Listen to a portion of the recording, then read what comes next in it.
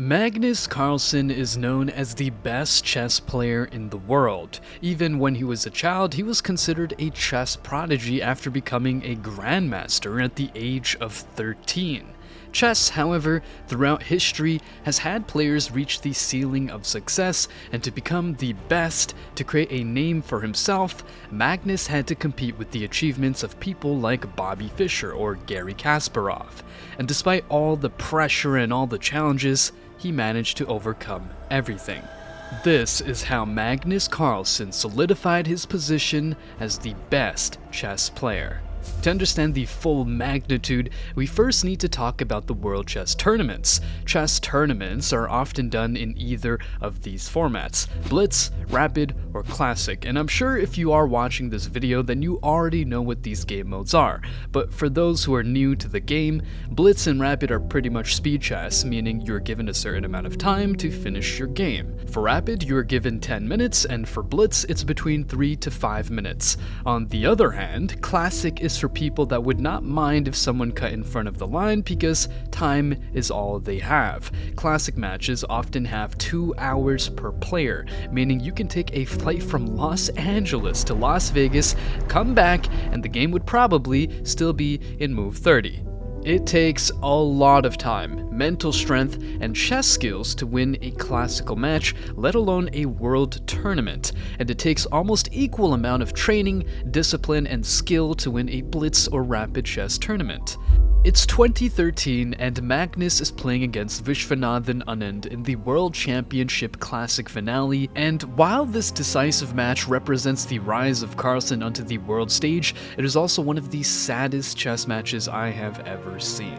Anand is white and Magnus is black in this game. As you can see, it is a very convoluted position for both players. On one hand, we have Anand being very close to a checkmate on g7, but that is not possible thanks to the knight. Anand's only hope for the win is to bring the rook on the h-file and combine the attack with the queen on the h7 pawn. But Magnus has 2 queens. I told you it's an incredible match, and the newly promoted queen is giving a check. Now, Anand with 12 minutes on the clock had 2 options, to either block it with the knight or the bishop. But Magnus doesn't care about the bishop or the knight specifically, he cares about the rook. And let's look at the rook's options. h3 is protected by the bishop and h5 is protected by the pawn, meaning the only place where the rook is safe is black square h4. So, all Magnus is thinking right now is all he has to do is to block the rook, and it doesn't really matter if the extra queen goes with it since he is in a way better position. But I told you, Anand had 2 choices, and he blundered by defending with the knight. The sad thing is that he realizes he made a mistake, and his hands shake when writing the move down. The knight move is a crucial blunder because then Magnus follows with the move e1, meaning h4 is no longer available for the rook because of the queen's coverage. Magnus leaves, Anand thinks, and then resigns.